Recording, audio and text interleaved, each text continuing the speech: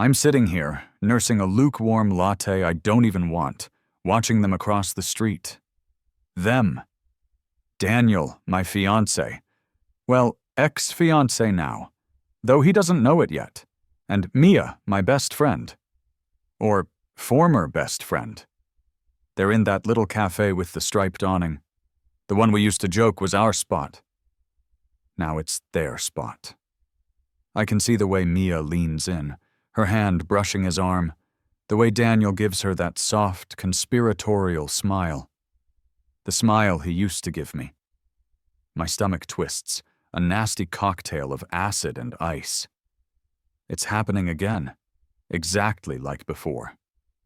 The cheap plastic chair digs into my thighs, grounding me in this horrifying loop. This isn't déjà vu, this is a rerun. And this time, I bought the director's cut with all the spoilers included. Flashback. The memory hits sharp and sudden, like biting into tinfoil. Me, 3 years younger in another life, standing numbly in our shared apartment. The air thick with Daniel's manufactured panic. "Chloe, I had to," he'd said, voice choked with fake tears. "It was Mark, my brother. He collapsed. Needed emergency surgery. The doctors. They needed the money up front." He couldn't meet my eyes then either.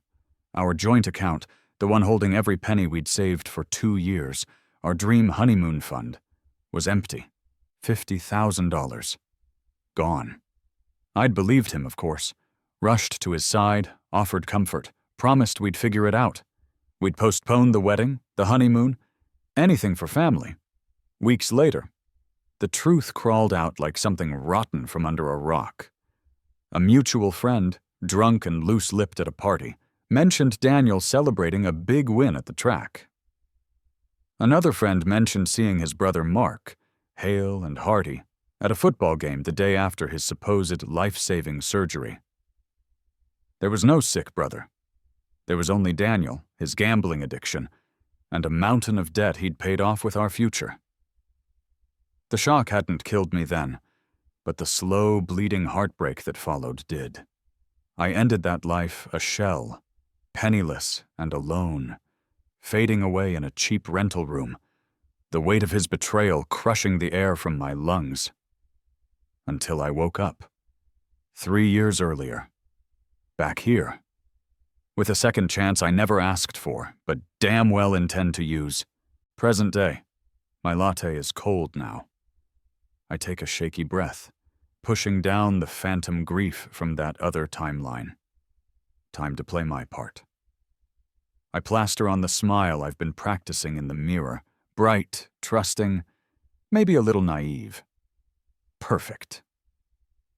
Slinging my bag over my shoulder, I walk across the street, heels clicking a steady rhythm on the pavement, a counterpoint to the frantic drumming in my chest.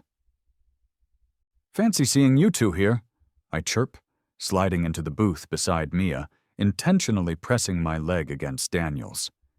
He flinches, just slightly. Mia pulls back too quickly, her smile tightening. Bingo. "I was just grabbing coffee. What are you guys up to?" "Oh, hey, Chloe." Mia recovers fast, her voice overly bright. "Just catching up. Daniel was telling me about work stuff." "Yeah, work," Daniel echoes, avoiding my gaze. He taps his fingers on the table. Tap, tap, tap. The same nervous tell from before. Some things never change. "Anything exciting?"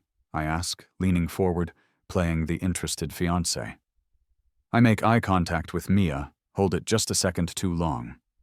See the flicker of guilt? Or is it annoyance?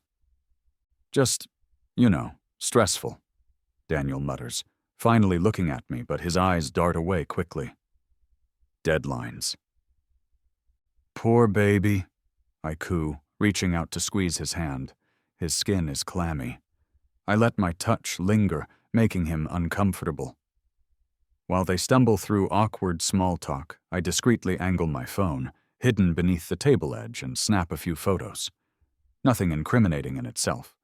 Just two friends having coffee. But context is everything.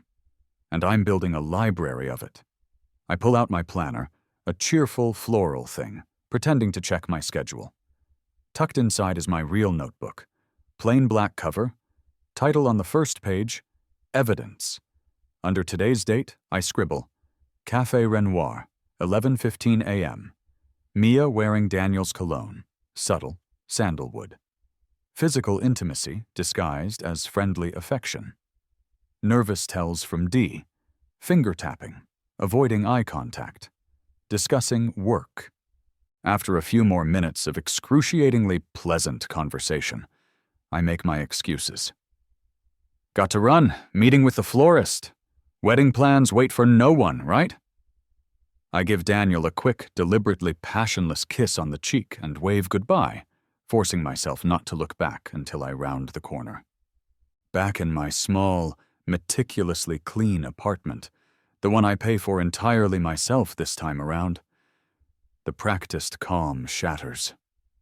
My fingers tremble as I upload the photos from my phone to a secure folder on my laptop, nested deep within seemingly innocuous files. I add them to the collection, grainy shots of them leaving his apartment building separately 5 minutes apart. A screenshot of a deleted Instagram comment Mia left on his photo that was just a little too familiar. A receipt I found in his jacket pocket for a dinner for two at a place I'd never been. It's building. Slowly, methodically. I pull out the black notebook, flipping past the evidence log to the section titled Plan Z. Detailed steps, contingency plans, financial projections. My silent revenge, my escape route. My phone buzzes on the table. It's Daniel. My breath catches. I already know what it's going to say. I pick it up, the screen illuminating his name, his picture, a smiling, carefree shot from our trip to the coast last year. A lifetime ago. Or, technically, this lifetime, just before I knew. The text reads, Babe, we need to talk about the honeymoon fund. Something's come up with my brother again. A cold, sharp smile spreads across my face. Right on schedule, game on. The next evening, I'm sitting opposite Daniel at our usual Italian place. Red checkered tablecloths, flickering candlelight, Dean Martin crooning softly. It's supposed to be romantic. Last time I was swept up in the fabricated urgency. This time I watch him like a hawk studying its prey. Chloe, he starts, reaching across the table, his expression carefully arranged into one of deep concern and turmoil. It's Mark. He needs another surgery. It's serious. Unexpected complications. His voice cracks on cue. He runs a hand through his perfect hair. Theatrics, grade A. Sincerity, F-. Oh no, Daniel, I say, letting my voice tremble just a little, matching his energy. That's awful. Is he okay? What happened? It's his heart, he improvises, eyes flicking momentarily towards the ceiling as he searches for the lie. Tell #1, looking up and to the left, accessing creative thought, not memory. The doctors found something.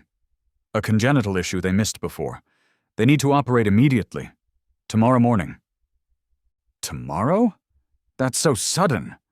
I lean in, projecting worry. Where is he? Which hospital? I'll go see him first thing.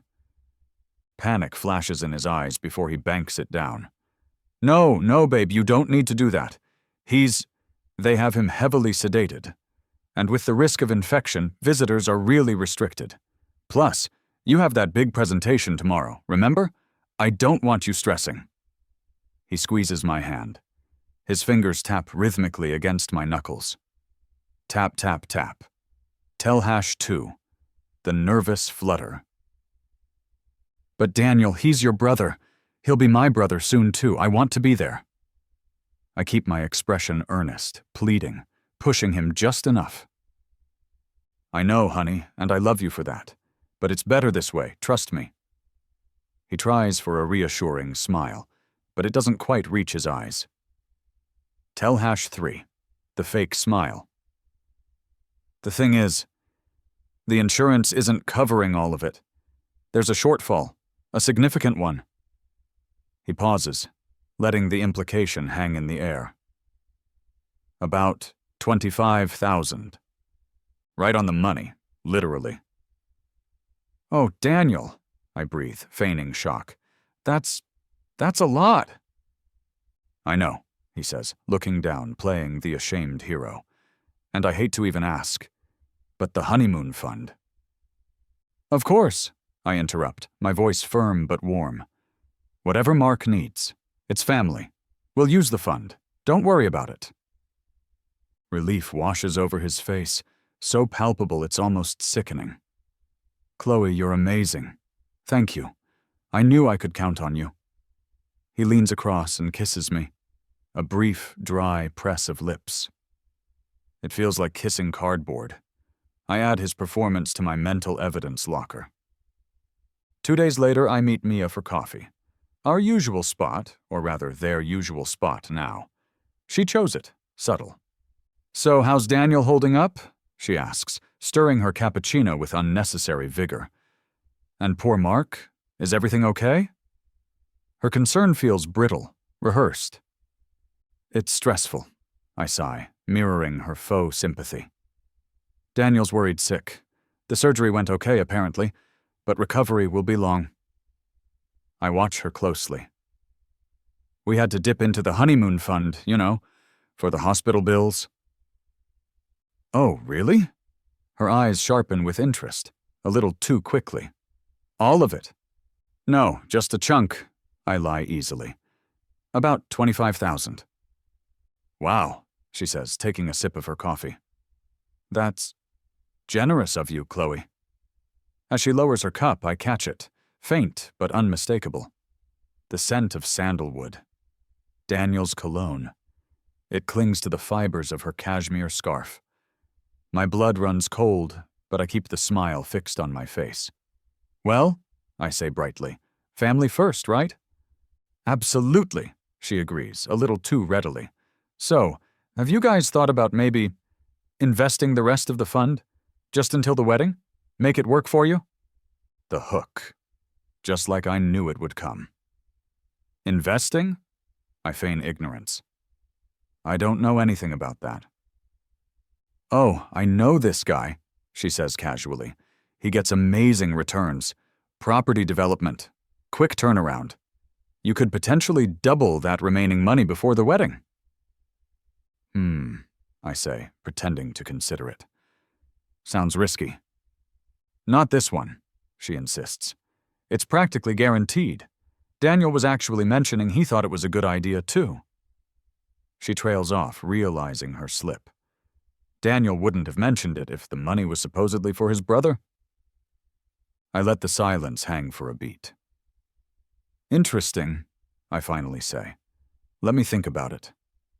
I make a note in my real notebook later. Mia pushing property investment.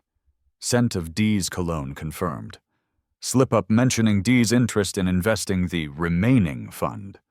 Sunday dinner at my sister Emma's house is another minefield. Emma, her husband Tom, my parents. Usually a refuge, but this time I know better. Emma has always been slightly envious of my relationship, my upcoming wedding. Tom is just weak, easily influenced. Chloe, honey, Emma begins, passing the roast potatoes.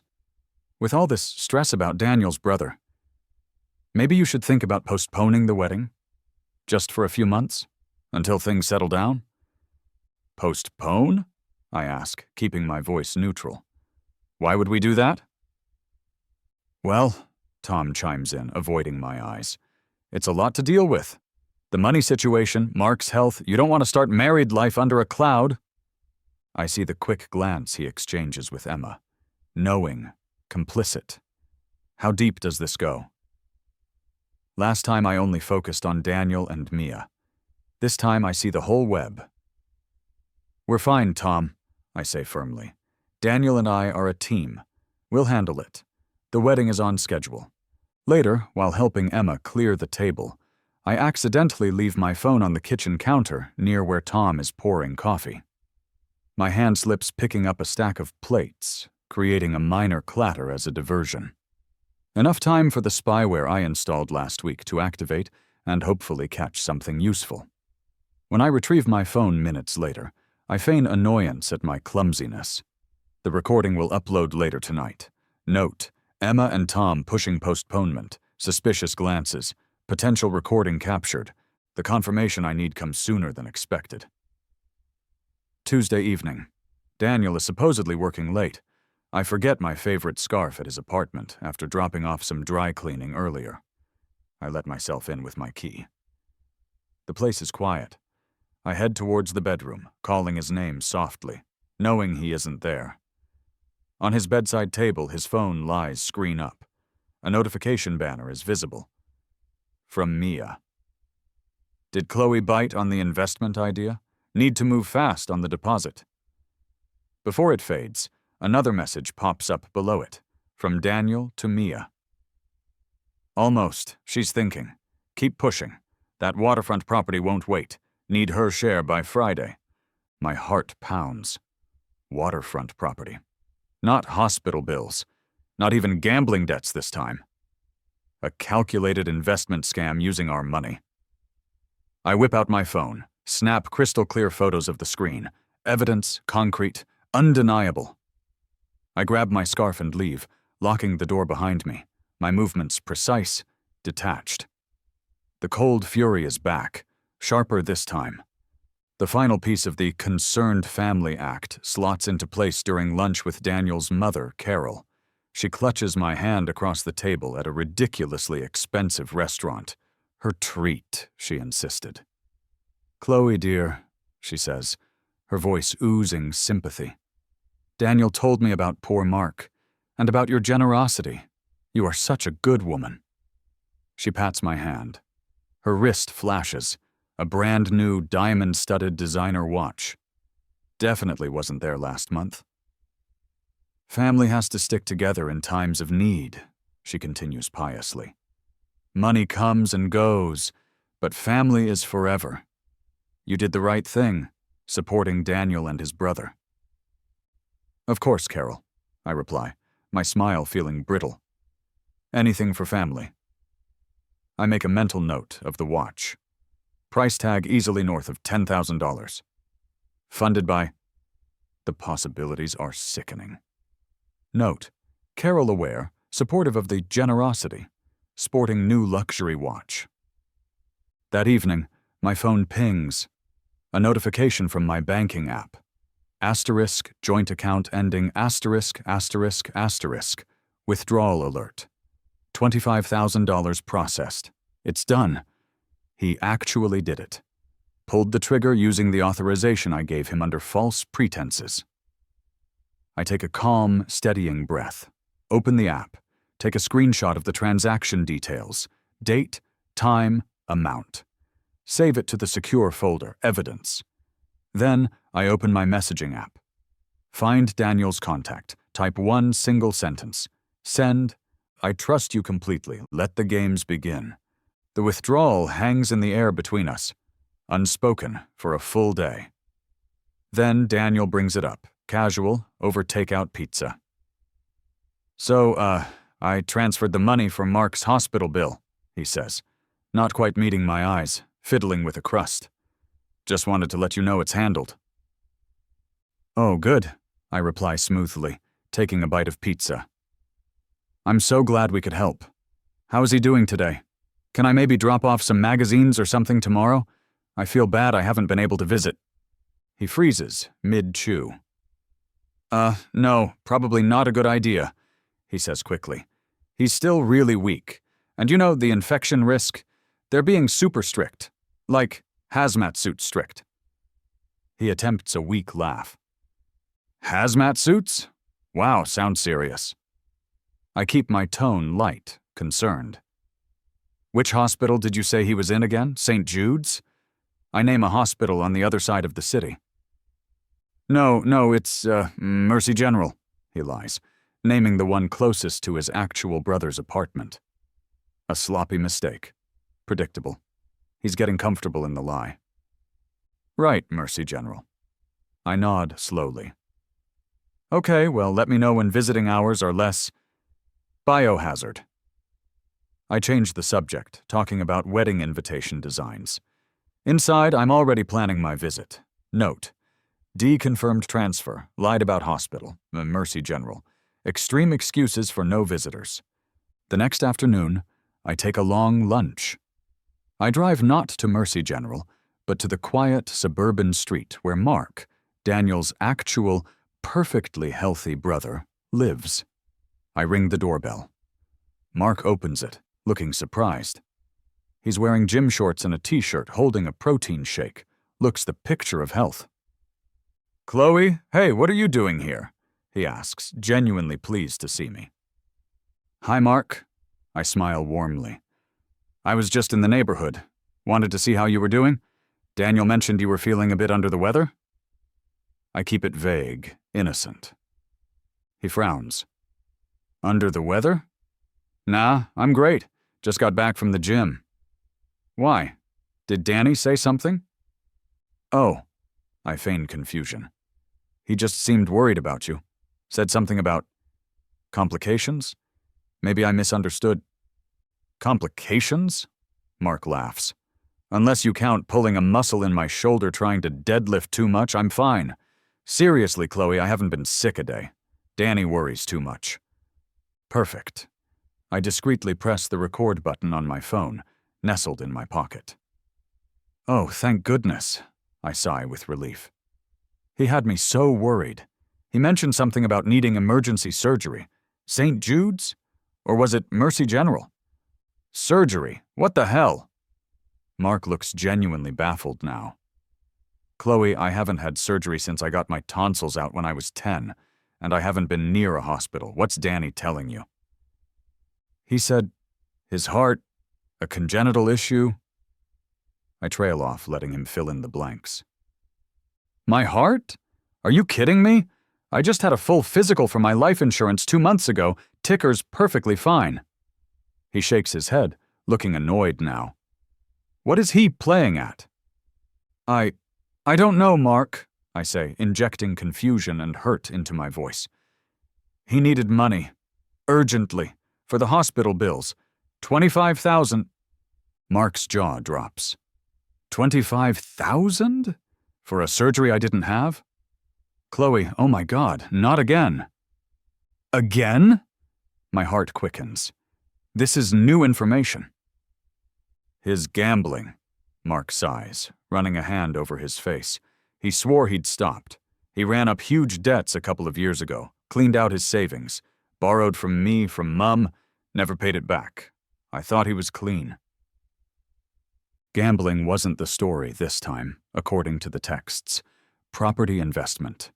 But maybe the debts are still there? Or maybe this is a pattern of lies, adapted as needed. He told me it was for you, I whisper, letting a tear escape. Chloe, I am so sorry, Mark says, looking genuinely distressed. He used me, he used us, that bastard. We talk for another 10 minutes. I get everything on tape. His confirmation of perfect health, his bafflement about the surgery, his history with Daniel's lies and debts. Gold, pure gold, evidence, recorded conversation with Mark confirming health, denying surgery/illness, revealing D's history of lying debt. Back home, the adrenaline fades, replaced by cold resolve. Phase 2. I log into my personal savings account, the one Daniel doesn't know exists, funded by years of careful saving from my well-paying job and a small inheritance from my grandmother. It holds just over $80,000. My escape fund, my new life fund. Following the plan in my black notebook, I initiate a wire transfer, $75,000, to a newly opened high-yield savings account at a different bank, under my name only, registered to a P.O. box address I set up last month. I leave just enough in the old account to avoid suspicion for now. Click. Confirm. Done. A weight lifts off my chest. My safety net is deployed. Action, personal savings transferred to secure, separate account. Next step, leverage. I remember reading an article a few months back by an investigative journalist, Sarah Jenkins, who was digging into financial scams within affluent social circles in our city. I find her contact information online. Craft a careful, anonymous email. Subject, story tip. Pattern of relationship fraud. I outline the basic scenario: fiancé faking family emergency, dipping into joint funds, keeping names and specifics vague for now, but hinting at a larger pattern and documented evidence. I mention Daniel and Mia's names only as potential connections worth investigating discreetly in relation to property investment schemes. I hit send. It's a long shot, but if she bites, it could blow this whole thing wide open. Action. Contacted investigative journalist Sarah Jenkins. The universe seems to be conspiring in my favor. 2 days later, I'm having lunch with my coworker, Jessica. She's bubbly, loves gossip, and knows everyone. "You will not believe who I saw yesterday," she says, leaning conspiratorially over her salad. "Daniel and Mia. They were looking at that new condo development down by the waterfront. You know, the super expensive one?" My heart gives a little jump, but I keep my face neutral. "Oh, really? Daniel didn't mention anything." "Yeah, they looked really cozy," Jessica continues, oblivious. "Holding hands at one point, I think. I almost went over to say hi, but they seemed deep in conversation with the realtor. Talking about deposits and closing dates. Are you guys thinking of investing?" "Maybe," I say vaguely. Daniel handles most of our finances.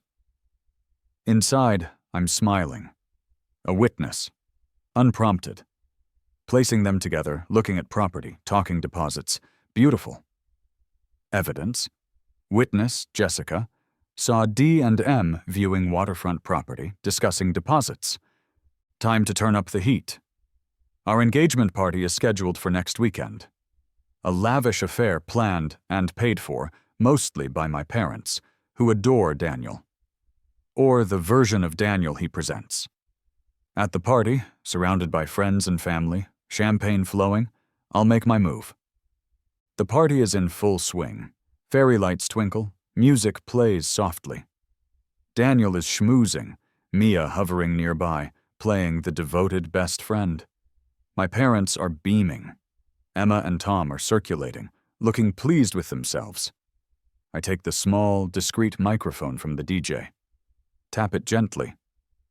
"Excuse me, everyone. Can I have your attention for just a moment?" The room quiets. All eyes turn to me. Daniel looks over, a slightly confused smile on his face. "I just wanted to thank you all for being here to celebrate with us," I begin, my voice clear and steady. "And I wanted to surprise my wonderful fiancé." I beam at Daniel, who looks increasingly uneasy. Daniel has been under so much stress lately with his brother Mark being so unwell. Murmurs of sympathy ripple through the crowd. Carol, Daniel's mother, dabs her eyes theatrically. Mark, who I insisted Daniel invite, claiming it would cheer him up to be included even if he couldn't attend, is thankfully stuck in traffic, according to Daniel's earlier text. Good. And, I continue, my voice ringing with false generosity. He was so worried about using part of our honeymoon fund for the hospital bills, but I told him family comes first, always. More murmurs, approving nods. Mia catches my eye, a flicker of something unreadable in her expression. So, as a little wedding gift, and to show him how much I love and support him, I've decided to double our original honeymoon budget. Gasps and applause fill the room. My parents look thrilled. Carol beams. Mia's smile freezes. Daniel visibly pales. His knuckles are white where he grips his champagne flute. "We are going on the most incredible, luxurious, once-in-a-lifetime trip," I declare happily. "Money is no object, only the best for my future husband." I raise my glass. "To Daniel." The crowd echoes, "To Daniel!" He forces a smile, raises his glass, but his eyes are wide with panic. Checkmate. For now. Later that evening, as the party winds down, I accidentally leave my laptop open on the coffee table in the lounge area where Daniel is talking with some friends. Open to a browser tab displaying a ridiculously expensive South Pacific cruise. 16 days. Butler service. Overwater bungalow suite. The price tag is astronomical. And right below it, in bold red letters, strict, non-refundable deposit required within 72 hours. I wander off to talk to my aunt. Out of the corner of my eye, I see Daniel notice the laptop screen. His eyes widen further. He glances around, then quickly closes the lid. A few minutes later, I see him slip into the guest bathroom, phone pressed to his ear, his expression frantic. Perfect, the bait is taken. Mia calls me the next morning, her voice laced with artificial enthusiasm. Chloe, I was thinking about that investment opportunity I mentioned. The property one? Oh, hi, Mia, I say, matching her bright tone. Yeah, I remember. Well, the developer just called, she lies smoothly. There's one spot left, but they need the commitment and the initial funds like $50,000 by the end of the week. It's short notice, I know, but the projected return is even higher than we thought. $50,000. Conveniently, the approximate remaining amount in our supposed joint honeymoon fund after the brothers' surgery. Wow, Mia, that sounds amazing, I gush. And you think it's safe? Totally safe, she assures me. Rock solid. Daniel was looking into it too. He thinks it's a brilliant move. Okay, I say, pretending to make a quick decision. Let's do it. Tell your guy I'm in. How do I get him the money? I hit the record button on the call recording app I downloaded. Every word she says now is potential evidence. Great! Relief floods her voice. I can handle the transfer for you if you want. Just move the money into my account, and I'll wire it directly to the developer along with my share. Easier to trace back to her. Clever. Or so she thinks. Perfect, Mia, you're the best. Send me your account details. We chat for a few more minutes, her outlining the fake investment's glorious and completely fictional potential returns. I save the recording, labeling it MIA_investment pitch_fraud.mp3. Evidence. Recorded call with Mia pushing fake investment, requesting direct transfer. My sister Emma invites me over for dinner a few days later. Just us girls, she says. I know it's a recon mission. Time to deploy another tool. Before I leave my apartment, I activate the spyware app on my phone again, setting it to record ambient sound upon detecting keywords like Daniel, money, investment, Chloe. When I arrive at Emma's, I give her a hug and, accidentally, leave my phone on her kitchen island while I go to the bathroom. I take my time. When I return, Emma and Tom are standing near the phone, talking in low voices. I retrieve it casually, slipping it into my bag. Later that night, listening back is illuminating. Emma, whispering, "So Mia thinks Chloe is actually going to give her the $50K? Tom, muffled. Seems like it. Daniel's got her wrapped around his finger. Still can't believe he pulled off the sick brother thing again. Emma. I know, but this property deal. Mia said our cut would be at least $10,000 once it goes through. Tom. As long as Chloe doesn't find out before the wedding. After that, it's Daniel's problem. Emma. She won't. She trusts him completely. Poor thing. My blood runs cold. My own sister and Tom. In on it for a lousy $10,000. I save the recording. Evidence. Recording of Emma and Tom discussing scam, confirming knowledge of fake illness and property deal, mentioning their cut. Next, the bank. I schedule an appointment with my personal bank manager, Mr. Henderson, ostensibly to discuss consolidating accounts before the wedding. Towards the end of the meeting, I furrow my brow. You know, Mr. Henderson, something strange happened with our joint honeymoon account last week. Daniel had to withdraw some funds for an urgent family medical expense. $25,000. I see the transaction here. Yes, he confirms, looking at his screen. The thing is, I continue, leaning in conspiratorially, Daniel seemed a bit flustered about it. And the hospital he mentioned, I'm not sure his brother was actually admitted there. It felt off. Could there have been some kind of mistake? Or, I hate to even think it, but could it possibly be fraudulent? I let the word hang there.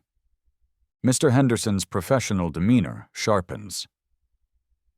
Fraudulent activity on a joint account is serious, Miss Peterson, especially involving a large sum. Did you authorize this withdrawal? Verbally, yes, based on what Daniel told me, I admit. But now, I have doubts. Is there any way the bank can look into it, discreetly, just to put my mind at ease before the wedding? Banks have automated systems that flag potentially suspicious transactions, he explains carefully. A large, sudden withdrawal for an emergency can sometimes trigger an internal review. Let me check the status of that specific transaction flag. He types for a moment. Ah, yes. Due to the amount and the stated emergency nature Daniel likely provided the teller, it was automatically flagged for internal review. It hasn't escalated yet, but your concerns certainly warrant a closer look. I can initiate a preliminary investigation based on your report. Oh, thank you, Mr. Henderson, I say, relief flooding my voice. This time, partly genuine. I just want to be sure everything is above board. Action. Bank manager alerted. Internal fraud investigation potentially initiated, accelerated. This puts official pressure on Daniel without me directly accusing him yet. The universe, it seems, enjoys chaos. Daniel decides to host a small dinner party at our apartment.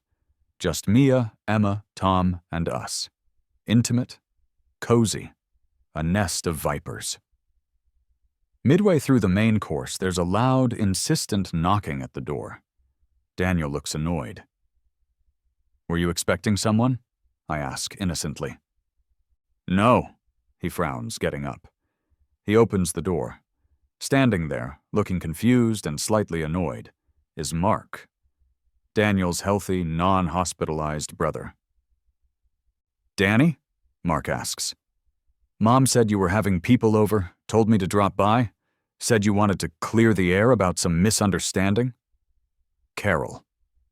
Clearly trying to do damage control after Mark likely confronted her about my visit. Daniel looks horrified. Mia chokes on her wine. Emma and Tom exchange panicked glances. Mark! What a surprise! Daniel forces a smile, trying to block the doorway. Yeah, well, Mom insisted. Mark pushes past him slightly, peering into the dining room. Hey, everyone. Chloe, good to see you again. Heard you were worried about my emergency heart surgery. He uses air quotes, his voice dripping with sarcasm. Silence descends. Thick, suffocating silence. Mia goes white. Emma stares fixedly at her plate. Tom suddenly finds his wine glass fascinating. Mark, maybe this isn't the best time, Daniel hisses through clenched teeth. Oh, I think it's the perfect time, Mark retorts, stepping fully into the room. So, Danny, tell me all about this surgery I supposedly had at Mercy General. The ensuing scene is messy, awkward, and glorious. Daniel stammers excuses. Mark calls him out. Mia tries to smooth things over, only making it worse. Emma and Tom shrink in their seats. I play the shocked, confused, heartbroken fiancé beautifully. Event. Mark confronts Daniel publicly about fake illness during dinner party, exposing the lie to Mia, Emma, Tom.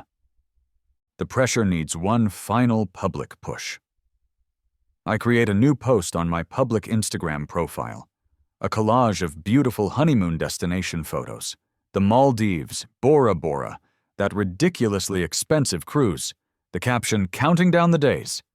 Thanks to my incredibly generous fiancé surprising me by doubling our budget after his brother's scare, Our dream honeymoon is going to be beyond magical. Feeling so blessed and loved. #dream honeymoon #. Best fiance ever #. Can't wait # luxury travel. I tag Daniel, Mia, as my # maid of honor, Emma, and the venue. Within hours, it gets hundreds of likes and comments from our social circle. OMG amazing. You guys deserve it. Daniel, you're spoiling her. It goes minorly viral within our community. Now, pulling out or significantly downgrading the honeymoon without major public explanation and scrutiny is impossible. They are well and truly trapped by my fabricated generosity. Action. Public social media post about doubled luxury honeymoon goes viral locally, increasing pressure. Just when I think things can't get more interesting, an email lands in my inbox. From Sarah Jenkins, the investigative journalist. Subject: Story tip. Pattern of relationship fraud. It's brief. Miss Peterson, assuming this is you based on details provided, your tip was intriguing. My research uncovered links between Daniel Thorne, Mia Vance, and at least 3 similar incidents involving significant emergency loans or joint investments with previous romantic partners over the last 5 years. All funds vanished, relationships ended abruptly. This might be bigger than you think. Are you willing to share your documented evidence? S. Jenkins. My breath catches. 3 others. This isn't just about me, it's a pattern, a predatory ring. Development. Journalist confirms pattern links D and M to 3 prior scams. Before I can fully process Sarah's email, another message arrives.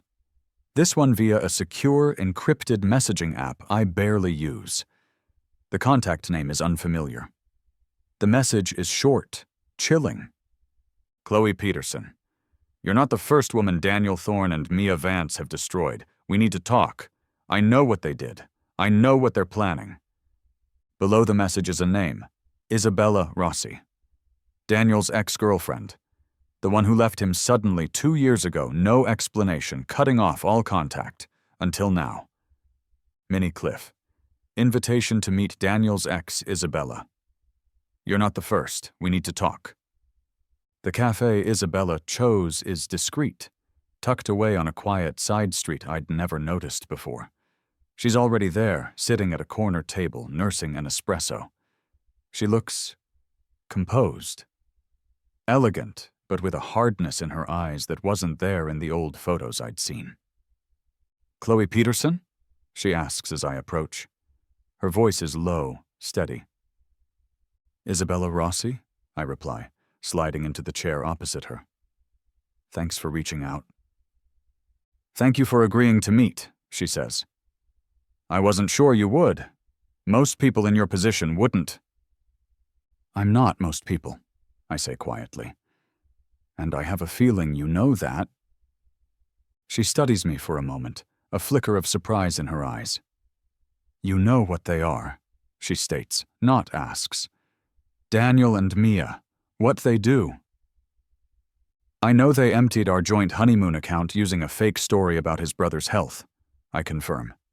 I know they plan to use it, plus more they expect me to invest for a property deal. Isabella nods slowly. That's their usual playbook, variation on a theme. For me, it was a can't-miss tech startup investment Daniel's dying uncle wanted him to manage. Needed seed money fast. My entire inheritance. Gone. Her voice is flat, devoid of self-pity. Just cold fact. I'm sorry, I offer, meaning it. She waves a dismissive hand. Don't be. It was an expensive lesson, but it led me somewhere unexpected, which is why I contacted you. I've been watching them, waiting, trying to figure out how to stop them for good. She leans forward slightly. But then you started making moves. The doubled honeymoon budget announcement, the social media post, the bank flagging the withdrawal, Mark showing up at the dinner party. That wasn't accidental, was it? I meet her gaze directly. No point in pretense now. No, none of it was. A slow smile spreads across Isabella's face. I thought so. You're not just reacting. You're orchestrating. How? This is it. The point of no return. Time to lay some cards on the table. Because this isn't the first time it's happened to me, Isabella. Her eyebrows shoot up. They scammed you before? In another life? I say softly. The words feel strange, saying them out loud to someone else. I didn't survive it then. Heartbreak, despair. I faded away. And then I woke up. 3 years ago. Right back at the beginning of their scam, with all my memories intact. Isabella stares at me, speechless for a long moment. Then, incredibly, she laughs. A short, sharp bark of sound. Okay, she says, shaking her head. That explains a lot. Time travel.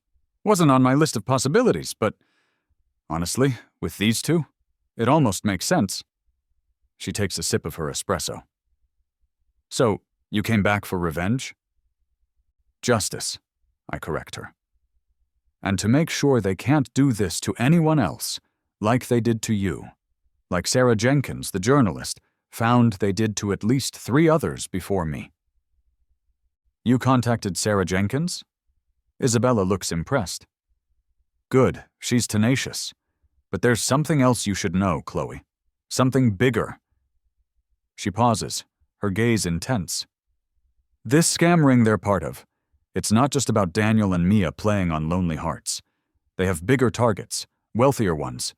They tried it on my father 2 years before they came after me. Your father? Matteo Rossi, she says simply. Recognition dawns on me. Matteo Rossi, tech billionaire, reclusive, fiercely private, head of Rossi Industries.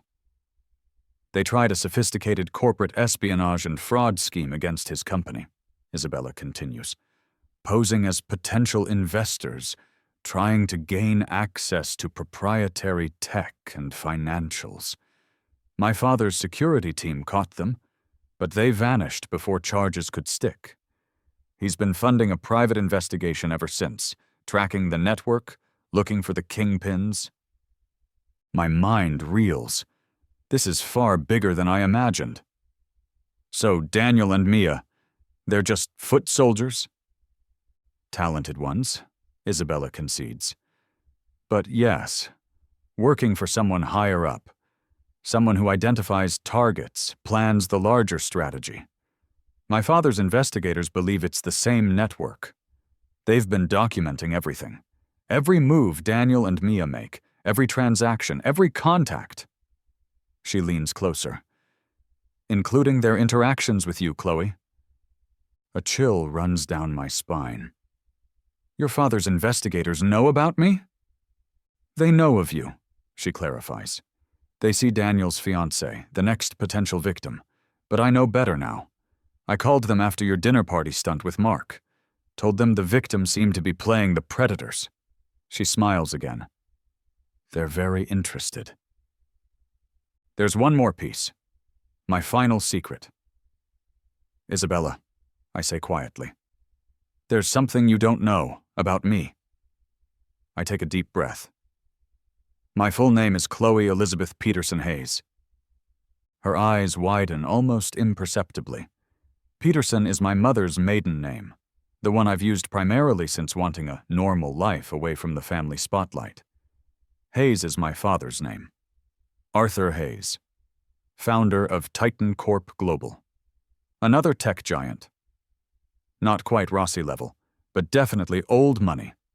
Wealth I've kept hidden, living modestly, working my own job, hoping to find someone who loved me, not my trust fund. The irony isn't lost on me. Daniel targeted me thinking I was just a well-off professional with a decent nest egg, perfect for his little scam. He had no idea. Your father is Arthur Hayes? Isabella breathes. He and my father know each other. They've collaborated on certain security matters. I suspected, I admit. After Daniel's betrayal in my first life, I reached out to my father before, before I died. Told him everything. He started his own investigation, parallel to yours, perhaps. When I came back, I had not only my memories, but access to the resources and information his team had gathered.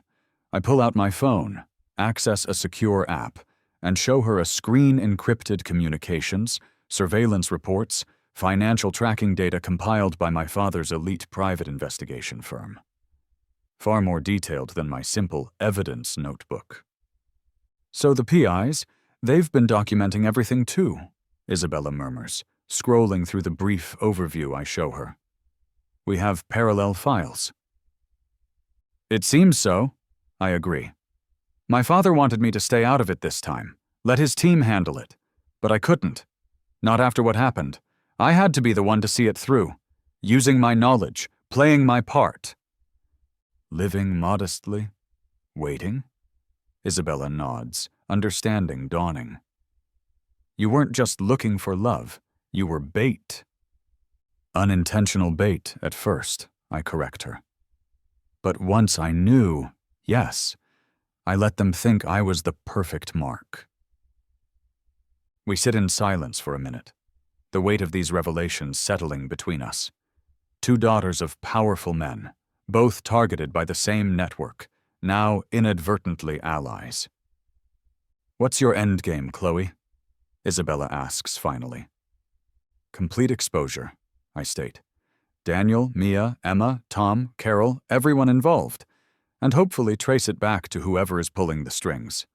Criminal charges, financial ruin, public humiliation. I take a sip of my now cold water. I've already moved my personal funds. The honeymoon money they stole is traceable, flagged by the bank thanks to my concerns. Sarah Jenkins is ready to break the story. Your father's PIs and mine have compiled mountains of evidence. It's almost time. I stand up, gather my things. I moved out of my old apartment this morning, I tell her, into a place my father maintains in the city, a penthouse. I allow myself a small, grim smile. It happens to overlook that waterfront development Daniel and Mia are so keen on. Isabella lets out a low whistle. Poetic. Isn't it? I agree. The final act starts tomorrow. I'm sending Daniel an invitation.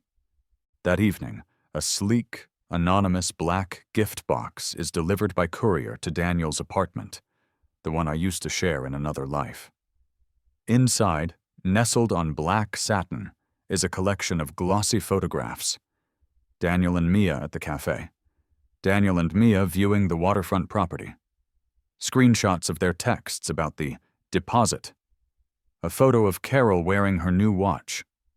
A picture of Mark, tanned and smiling, holding today's newspaper. And finally, a single elegantly printed invitation card. Chloe Elizabeth Peterson Hayes requests the pleasure of your company for a discussion regarding our future. Tomorrow evening, 7 p.m., the Obsidian Tower, Penthouse Suite A. Below the address, a handwritten note. Bring Mia, Emma, Tom, and your mother. We have much to discuss. The message is clear. The game is up. The elevator ride up to the penthouse is silent, I imagine. Tense. When the doors ding open onto the private foyer of Penthouse Suite A, their faces must be a picture. Shock, confusion, fear. I watch them on the discreet security monitor in the living room as my father's security detail, posing as building staff. Checks their names. Daniel, looking pale and drawn. Mia, clutching his arm, eyes wide and darting around. Emma, face tight with anxiety, avoiding my gaze even on the screen. Tom, sweating slightly, looking like he wants to bolt. And Carol, Daniel's mother, her face a mask of bewildered indignation, clutching her designer handbag like a shield. I wait in the center of the vast living room. Floor-to-ceiling windows showcase a glittering panorama of the city skyline. Directly below, ironically, the half-finished structure of the waterfront development they coveted. On a large glass coffee table between two white leather sofas, evidence is laid out. Neatly arranged folders, printed copies of bank statements, USB drives, the photos from the gift box. And in the center, my black evidence notebook. They step into the room, hesitancy in every line of their bodies. The sheer scale of the place, the obvious wealth, hits them first. This isn't the modest apartment of the Chloe they thought they knew. "Chloe?" Daniel finally manages, his voice raspy. What is this? Whose place is this?" "Mine," I reply calmly, my voice steady. I gesture towards the sofas. "Please, sit down. We have a lot to talk about." They perch gingerly on the edge of the expensive furniture, looking entirely out of place. Mia refuses to meet my eyes. Emma twists her hands in her lap. Carol looks personally offended by the lack of immediate explanation. "I believe you all received my invitation," I begin, keeping my tone level, almost conversational. "And the accompanying party favors?" I nod towards the photos on the table. Daniel flinches. "Chloe, I can explain—" "Can you?" I interrupt softly. "Can you explain the $25,000 withdrawn from our joint account for a surgery your brother never had? Can you explain the texts between you and Mia planning to use that money, plus another $50,000 you intended to solicit from me, for a deposit on a property?" I pick up a folder, open it. "Can you explain the bank flags on the transaction? Or perhaps the recordings?" I pick up a small remote, press a button. Mia's voice fills the room, bright and false from our phone call. "Need the commitment and the initial funds, like $50,000 by the end of the week. Totally safe. Rock solid. Daniel was looking into it too. He thinks it's a brilliant move. Just move the money into my account and I'll wire it directly." I press stop. Mia gasps, covering her mouth. I pick up another remote. Emma's voice now, whispering but clear. "Mia said our cut would be at least $10,000 once it goes through. As long as Chloe doesn't find out before the wedding." Emma makes a small, choked sound. Tom stares straight ahead, face frozen. "Or perhaps," I continue, my voice dropping slightly, "you'd like to discuss the 3 other women Sarah Jenkins has identified? The ones you and Mia scammed using similar methods over the past 5 years?" The color drains completely from Daniel's face. Mia starts to tremble. "Chloe, please!" Daniel bursts out, sliding off the sofa onto his knees before me. The sudden movement is jarring in the quiet room. I messed up, okay? I messed up badly. But I love you, I really do. It was the pressure, the debts. Mia pushed me into the property thing. But my feelings for you, they're real." He reaches for my hand. I pull back instinctively. "We can fix this. I'll pay it back. Every cent. We can still get married, start over." His desperation is pathetic, transparent. "Pay it back with what, Daniel?" I ask coldly. "The money you don't have? The money you were planning to steal from me?" Mia suddenly finds her voice, turning on Daniel. "He's lying, Chloe.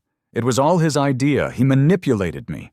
He told me you knew about the investment, that you wanted me to help facilitate it.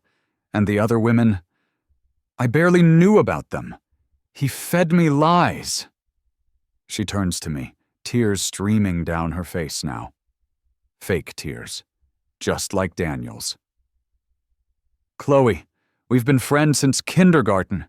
You have to believe me. I'll testify against him. I'll tell the police everything. Just don't let him drag me down with him." Emma and Tom remain silent, seemingly paralyzed.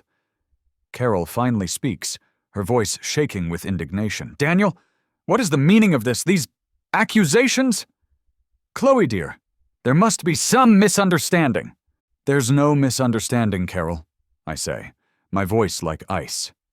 I gesture to one of my security team standing discreetly by the door. He steps forward, holding several thick envelopes. "This," I announce, as he begins handing an envelope to each of them. is a formal notice of legal action for conspiracy to commit fraud, wire fraud, and emotional distress. They stare dumbly at the documents. The weight of legalese, the official letterhead finally seems to penetrate their denial. You can't do this, Daniel whispers, looking up at me from the floor, his face crumpled. Chloe, please, Mia begs, abandoning her attack on Daniel, scrambling towards me. Think about our friendship, all the years, don't do this! Emma finally breaks, sobbing quietly. Chloe, I'm so sorry. Tom lost his job. We needed the money. You thought you could fund your lifestyle by ruining mine? I ask her directly, my voice sharp. They plead, they bargain, they cry, they blame each other. It's a symphony of desperation and self-preservation.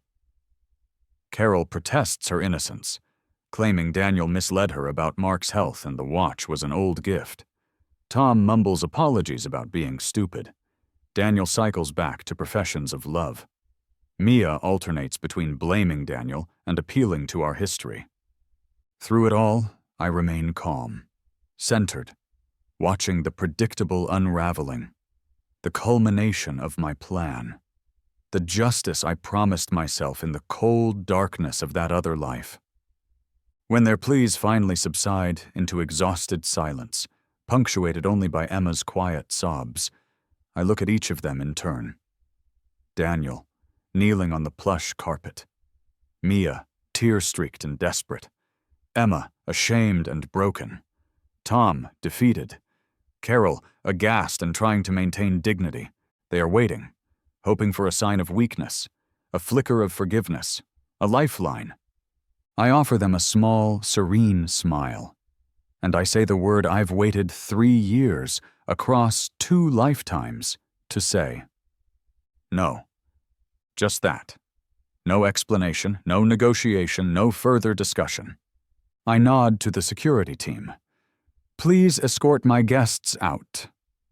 As they are gently but firmly guided towards the elevator, their protests reignited but futile, Daniel stops at the threshold. He turns back, his eyes filled with a mixture of hatred, disbelief, and burning curiosity. You were never supposed to find out, he says, his voice low and ragged. Not like this, not everything. How did you know? I just hold his gaze, and I smile. A genuine smile this time. Calm, enigmatic, victorious. I don't owe him an answer. The elevator doors slide shut, cutting off his bewildered face. Silence falls in the vast penthouse. It's over. 6 months later. The late afternoon sun warms my skin. The scent of salt and cypress hangs in the air. I'm walking barefoot along a quiet beach, the turquoise waves of the Mediterranean Sea sighing against the sand. This stretch of coastline in southern Italy feels a world away from the city, from the penthouse, from the life I meticulously dismantled. In my hand, I hold a simple, leather-bound journal, not the black evidence book, but a personal one. I stop near a cluster of smooth rocks and sit, opening it to the last blank page. It's finished, I write, the pen flowing easily across the paper. The court cases concluded last week. Daniel, Mia, Emma, Tom, Carol, all found guilty on multiple counts of fraud and conspiracy. Sentencing was significant, especially for Daniel and Mia, given the evidence of prior scams presented by Sarah Jenkins and Isabella's father's team. They won't be destroying any more lives for a long time. Isabella and I shared a quiet drink afterwards. A strange bond forged in the wreckage they left behind. Her father's PIs are still working, trying to trace the network higher up. Maybe they'll succeed. Maybe not. But our part is done. My part is done. I look up from the journal, out at the endless horizon. The anger is gone now, replaced by a quiet sense of peace. The need for revenge has burned itself out, leaving behind space. Space to breathe, space to heal, space to build something new. Using a portion of the Hayes family resources wealth, I no longer feel the need to hide, but simply to use responsibly, I've established the Phoenix Foundation. Its mission is simple: provide legal aid, financial counseling, and emotional support to victims of intimate partner financial fraud, helping others reclaim their lives just as I reclaimed mine.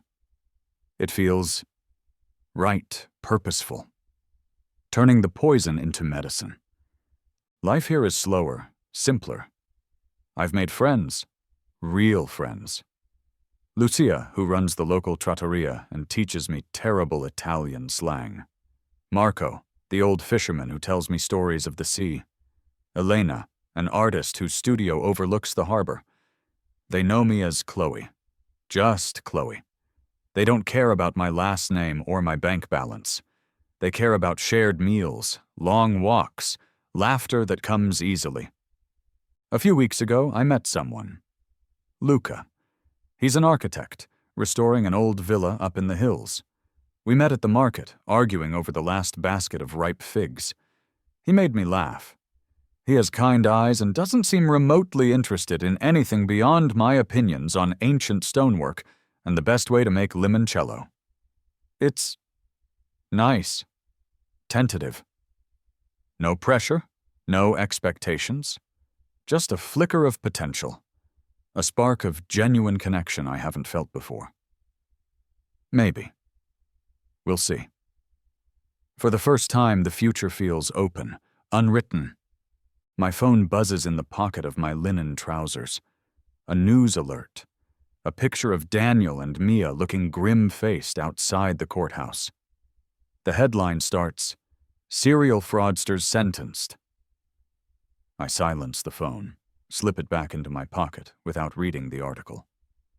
Their chapter is closed. It deserves no more of my energy. As dusk begins to paint the sky in hues of orange and violet, I gather some driftwood, piling it carefully on the sand above the high tide line. I retrieve the black evidence notebook from my bag. Its pages are filled with surveillance notes, timelines, recorded conversations transcribed, copies of incriminating texts. The physical manifestation of my pain, my anger, my meticulous plan for justice. I strike a match, hold it to the corner of the first page. The flame catches, curls inwards. Slowly, methodically, I feed the journal to the small bonfire, page by page, watching Daniel's lies turn to ash, watching Mia's manipulations crumble, watching Emma and Tom's betrayal blacken and disappear. The sandalwood scent Mia wore, the tap-tap-tap of Daniel's fingers, the fake tears, the legal notices. All of it consumed by the flames. The fire burns brightly for a while, then slowly dies down, leaving only glowing embers that pulse in the gathering twilight. The last page, the one detailing the final confrontation in the penthouse, turns brittle, blackens, and disintegrates. Gone. As the last page turns to ash, I walk toward the water's edge, the warm breeze carrying away the embers of my past as I step confidently into my hard-won future, a life rebuilt entirely on my own terms.